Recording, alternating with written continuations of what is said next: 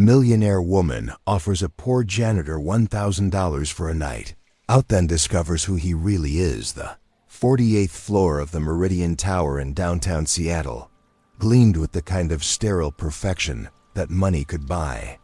As CEO of a tech consulting firm worth $300 million, Isabel Chen had spent the last 15 years of her life in spaces like this: glass, chrome, and carefully controlled climate, insulated from the messiness of the world below.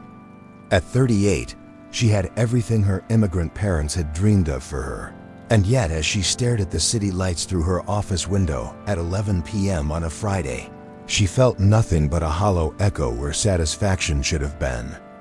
Merger documents on her desk represented another victory, another few million added to her already substantial wealth. But the champagne her assistant had left sat untouched, its bubbles dying a slow death in the crystal flute.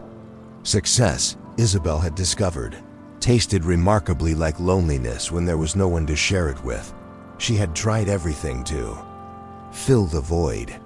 Charity galas where she wrote large checks to causes she barely understood.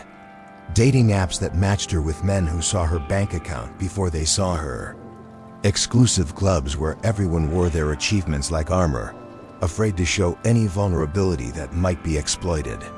The more she accumulated, the less she felt. It was in this state of elegant despair that Isabel noticed him, the night janitor who cleaned her floor. She had seen him countless times in her peripheral vision, a ghost who materialized after hours to maintain the illusion of perfection. But tonight, something made her look directly at him as he methodically cleaned the glass doors of the conference room. He was perhaps 50, with salt and pepper hair and the kind of weathered face that suggested life had not been gentle. His uniform was neat but worn, his movements efficient but unhurried. What caught her attention was the small book protruding from his cart, not a magazine or phone like most of the cleaning staff, but what appeared to be a collection of poetry. An idea formed in Isabel's mind, born from boredom and a perverse curiosity about how the other half lived. She had read articles about wealthy people going undercover to experience regular life, but this would be different. She would pay someone from that life to show it to her, a guided tour of the world. Her success had lifted her above. She approached the janitor with the same confidence she brought to billion-dollar negotiations. Marcus, she read from his name tag, looked up from his work with mild surprise but no deference. When she made her proposition, $1,000 cash for him to take her out for an evening, to show her how regular people spent Friday nights, he had simply stared at her with dark eyes that seemed to hold amusement rather than the gratitude she expected. After a long moment, Marcus had agreed, but with conditions. He would take the money because he needed it, but she would follow his lead completely, no questions about safety or comfort. They would meet the following Friday at a location he would choose. No cameras, no security detail, no safety net.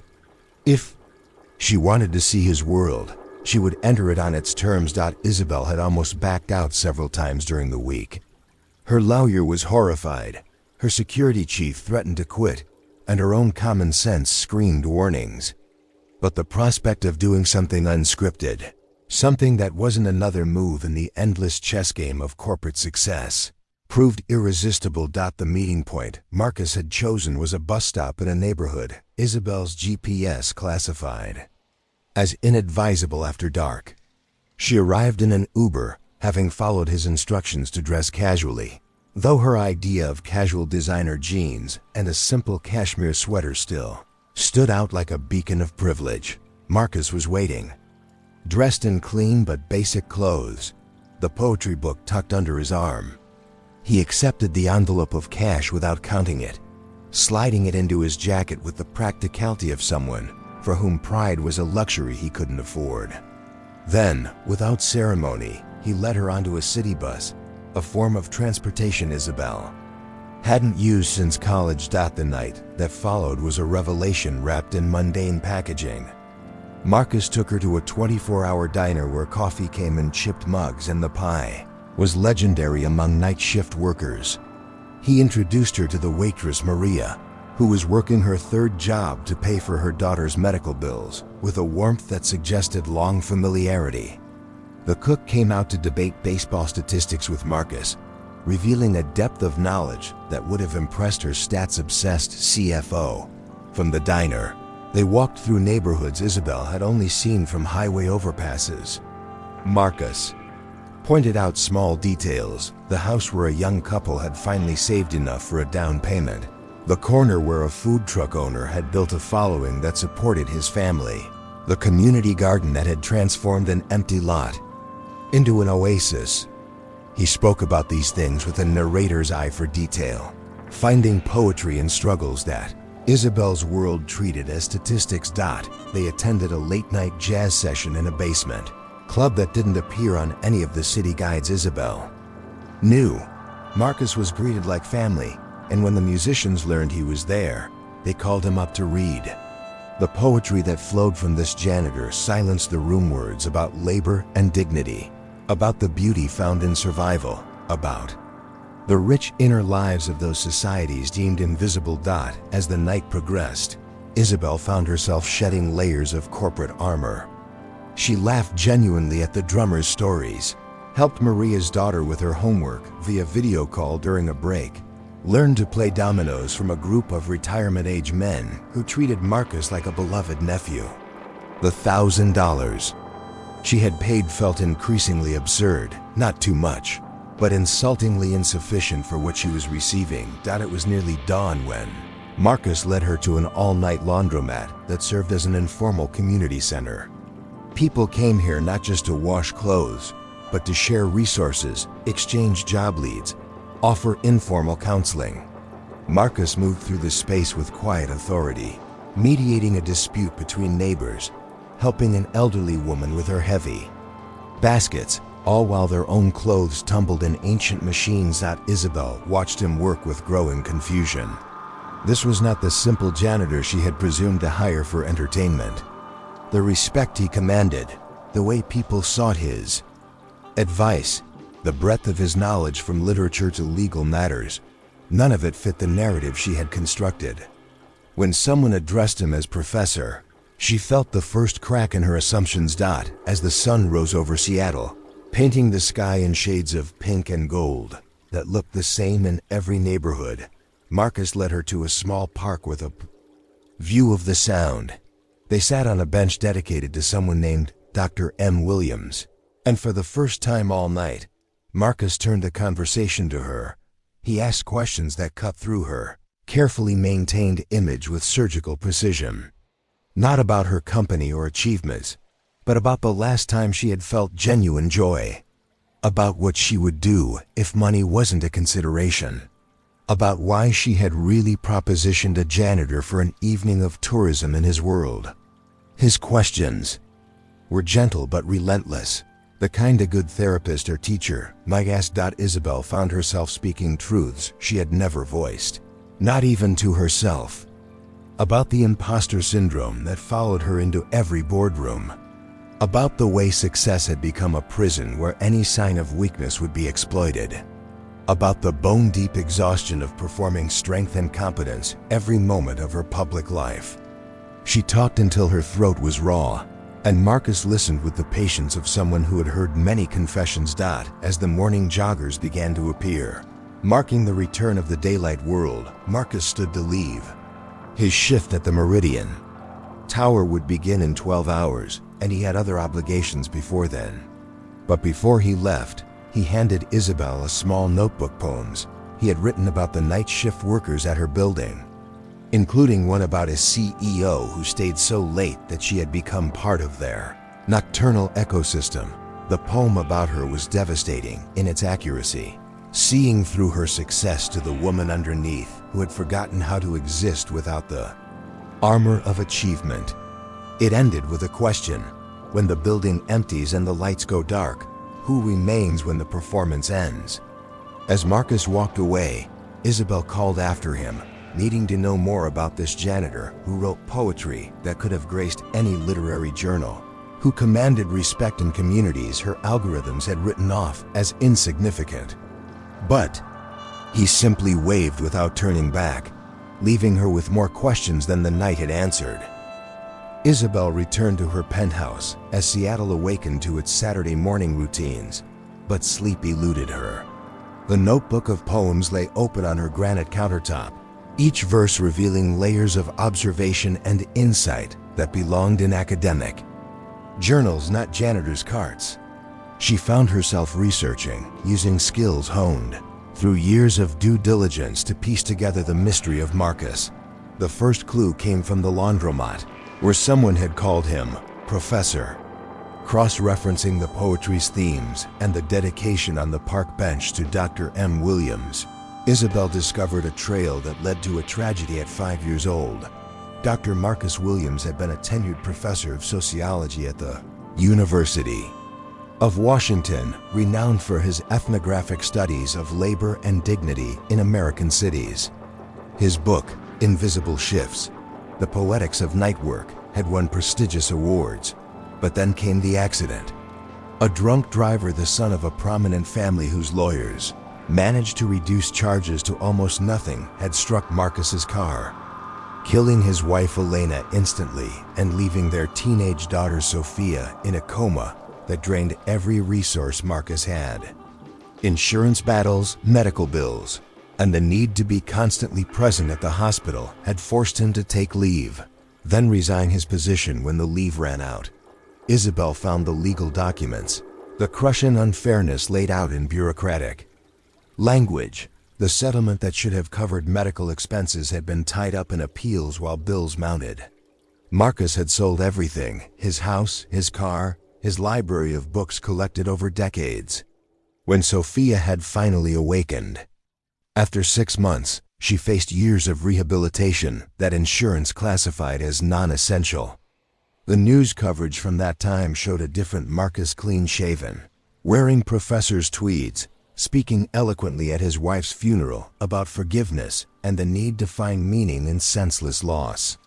The man in those photos looked like he belonged in Isabel's world, but grief and injustice had carved away everything except what truly mattered. Marcus had taken the janitor job at Meridian Tower because it offered the health insurance that covered Sophia's ongoing treatment.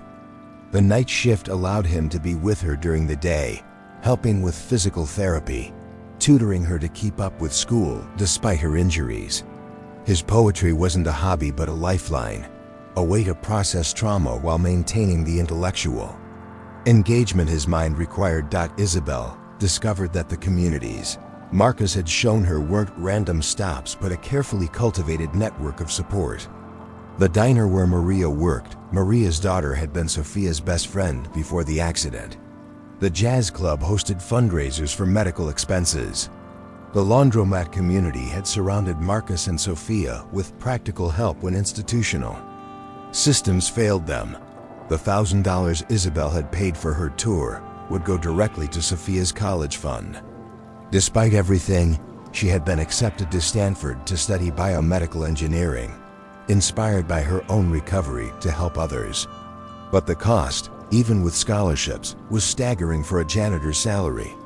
Armed with this knowledge, Isabel faced a mirror that reflected more than her physical appearance.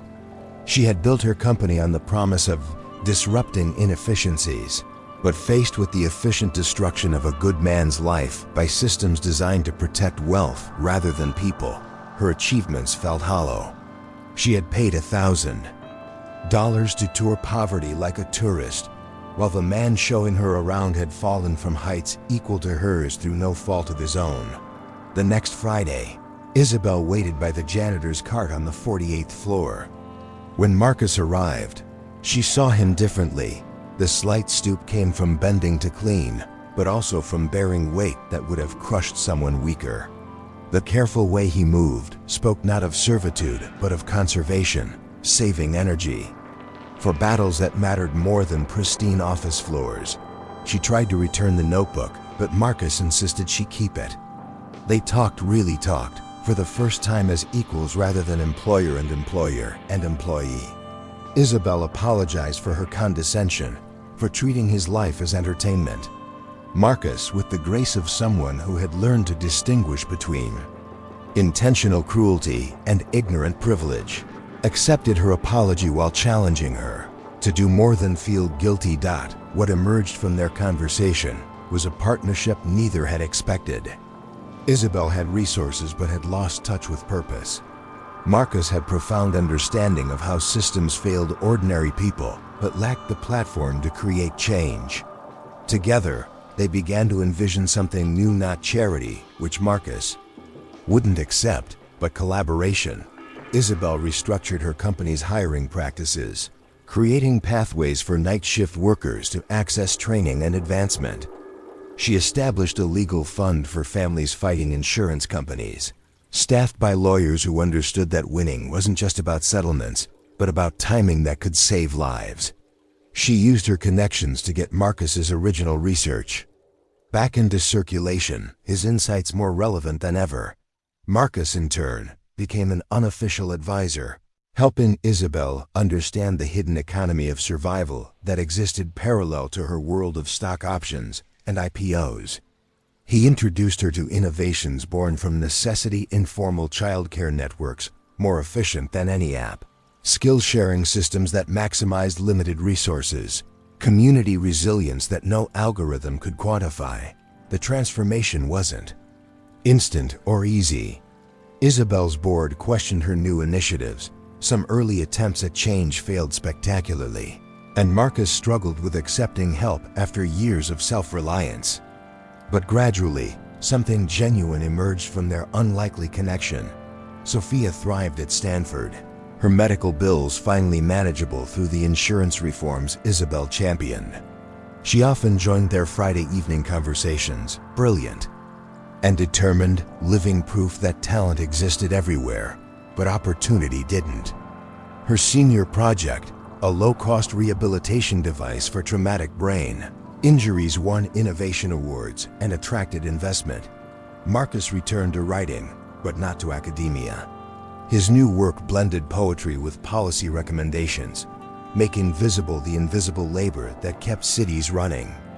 Published through Isabel's connections, but on his own terms, it sparked conversations about dignity, work, and the arbitrary nature of value in modern society. The night tours continued, but evolved. Sometimes Isabel brought other executives, carefully chosen for their ability to learn rather than gawk. The $1,000 fee became a fund that supported community initiatives, from the Jazz Club's youth program to Maria's daughter's coding bootcamp. What had begun as wealthy boredom seeking distraction became a bridge between worlds that had always coexisted but rarely communicated.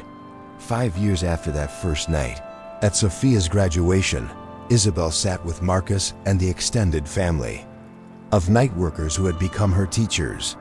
The young woman crossing the stage wore leg braces but walked with determination that echoed her father's dignity. She had job offers from major tech companies, but planned to start her own firm focused on accessible medical technology. In his speech at the graduation party held in the basement Jazz Club where he had first shared his poetry, Marcus reflected on unexpected gifts, how a tragedy had revealed the depth of community support, how a janitor's shift had led to changes in corporate policy affecting thousands, how a millionaire's boredom had transformed into purpose that enriched both their lives. Isabel had learned that real wealth wasn't insulation from the world's messines, but integration with its full spectrum of experience. Her company was more profitable than ever, but success was now measured in metrics beyond shareholder value, in night workers promoted to day shifts, in families who won insurance battles with proper legal support, in communities that saw their innovations recognized and resourced. The poetry notebook still sat on Isabel's desk, no longer in her sterile corporate office, but in the community development center they had built together. The poem about her had been revised. Where once it asked who remained when the performance ended, it now celebrated the woman who had chosen to stop performing and start participating. Marcus still worked at the Meridian Tower, but by choice now rather than necessity. He had been offered his old position back, offered corporate roles, offered more than he had lost. But he found meaning in the night shift, in the community of workers who trusted him, in the poetry that came from experiencing life from multiple angles. He was proof that dignity didn't come from titles, but from the integrity of one's choices. Their relationship defied easy categorization, not romance, but something deeper than friendship. They had seen each other at extremes: wealth and loss, assumption and understanding, transaction and transformation.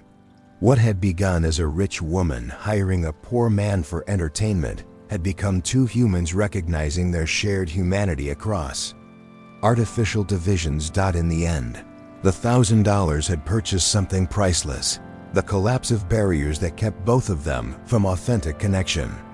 Isabel discovered that her wealth meant nothing without purpose, while Marcus proved that true richness came from community, resilience, and the choice to remain kind despite having every reason for bitterness. Their story rippled outward, inspiring others to look beyond surface assumptions. Night janitors were revealed as poets, CEOs as scared humans seeking meaning, and the space between worlds as an illusion maintained by those who benefited from division. In a city of tech millionaires and service workers, Marcus and Isabel had built a bridge that others could cross, one genuine conversation at a time. Thank you for watching this story unfold with us here on M&A The Story Unfolds. If you enjoyed it, don't forget to subscribe to the channel and turn on the notification bell so you never miss a new tale. We'd love to know where you're watching from. Leave a comment below and tell us what part of the world you're joining us from. Your support means everything. See you in the next story.